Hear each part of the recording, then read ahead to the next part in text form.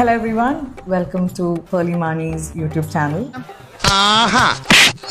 നീ ഒന്ന് ഭൂമിയിലേക്ക് ഇറങ്ങി കിട്ടാൻ കാത്തിരിക്കായിരുന്നടാ. നിങ്ങളിൽ കുറേ പേരെ ഞാൻ ഹേർട്ട് ചെയ്തിരിക്കുകയാണ്. മാപ്പ് പറയാൻ വന്നതാ. ഓഹോ, അപ്പൊ പറ കേക്കട്ടെ.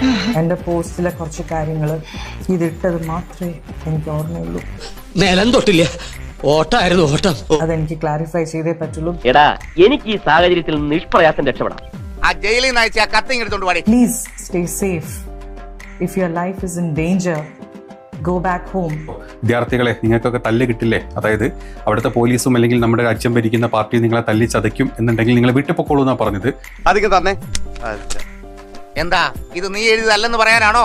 അല്ല, ഞാൻ എഴുതി തന്നെ. പക്ഷെ വായിക്കേണ്ടത് അളിയൻ വായിച്ച സ്റ്റൈലല്ല. ഇതെന്റെ വേറൊരു മോഡിൽ ഞാൻ എഴുതിയതാ. ഇതാ കേട്ടോ. അയ്യോ, ആരുടെയും ലൈഫ് നഷ്ടപ്പെടല്ലേ. നിങ്ങളുടെ ലൈഫ് ഡേഞ്ചർ ആണെങ്കിൽ നിങ്ങൾ വീട്ടിൽ പോകണം. ഇതാണ് ഞാൻ എൻ്റെ മനസ്സിൽ ആലോചിച്ചത്. എന്തൊരു കഷ്ടകാലം.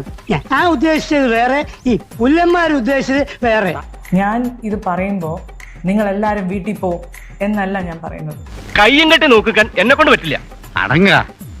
എന്ത് പ്രശ്നത്തിനും ഒരു പരിഹാരമൊക്കെ ഇല്ലേ? നിങ്ങളുടെ ഭാഗം പറയണു, തെക്കുംപ്രക്കാർക്ക് അവരുടെ ഭാഗം പറയണ്ടാവും. വളരെ ടെൻസ് ആയിട്ടുള്ള സമയങ്ങളിൽ നമ്മൾ പറയുന്ന കാര്യങ്ങൾ നമ്മൾ റെസ്പോൺസിബിൾ ആയിട്ട് എനിക്ക് എന്നെ പോലത്തെ ഒരാൾക്ക് പറയാൻ പറ്റും. എന്നിട്ട് പ്രത്യേകിച്ച് ഗുണമൊന്നും ഉണ്ടായില്ലല്ലോ. ഞാൻ പ്രാർത്ഥിക്കുന്നത് ഓരോ സ്റ്റുഡൻസിന്റെയും അവിടെയുള്ള ഓരോ ഓഫീസേഴ്സിന്റെയും ഓരോ ഇന്ത്യൻ പൗരന്റെയും സേഫ്റ്റിക്ക് വേണ്ടിയും ഞാൻ പ്രാർത്ഥിക്കുന്നു. താൻ തന്റെ ജോലി ചെയ്താൽ മതി, അവരുടെ കാര്യം നോക്കണ്ട കേട്ടോ. ഇതാ ഒരു കുഴപ്പം. ഇക്കാലത്ത് നല്ലൊരു മനസ്സുണ്ടാവാൻ പാടില്ല, ഒരു സമാധാനം കിട്ടില്ല. ഒരു കുറച്ചു നേരം കഴിഞ്ഞതിന് ശേഷം ഞാൻ സ്വപ്നത്തിൽ പോലും ചിന്തിക്കാത്ത വ്യാഖ്യാനങ്ങൾ ഈ ഒരു പോസ്റ്റിന്റെ താഴെ കമന്റുകളായിട്ട് വരാൻ തുടങ്ങി. ഇത് മനഃപൂർവ്വം കരുതിക്കുട്ടി എന്നെ കരിവാരി തേക്കാനുള്ള ശ്രമമാണ് സർ. അപ്പൊ ഞാൻ ആലോചിച്ചു, ഞാൻ ഇങ്ങനെയൊന്നും എഴുതിയിട്ടില്ലല്ലോ, ഇതല്ലല്ലോ ഞാൻ ഉദ്ദേശിക്കുന്നത്. ഈ ഗോ ഹോം എന്ന് പറയുമ്പോൾ പോലും ഞാൻ അത് പറയുന്നത് നിങ്ങൾ സേഫ് ആയിട്ട് ഇരിക്കണേ എന്ന് പറയുന്നതിന്റെ കൂടെയാണ് ഞാൻ അത് പറയുന്നത്.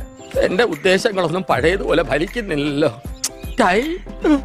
And I hope you will understand what I am saying.